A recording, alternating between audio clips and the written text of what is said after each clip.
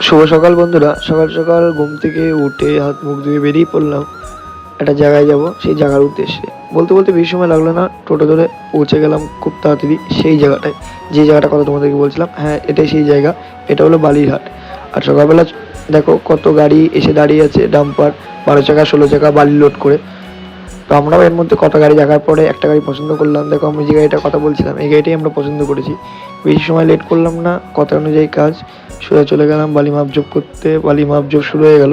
দেখো চারিপাশ দিয়ে বালি মাপজোপ করতে করতে আমি পেছন দিকে তাকাতেই দেখি যে এত উপর থেকে যা লাগছিল ভিউটা, দারুণ লাগছিল বন্ধুরা।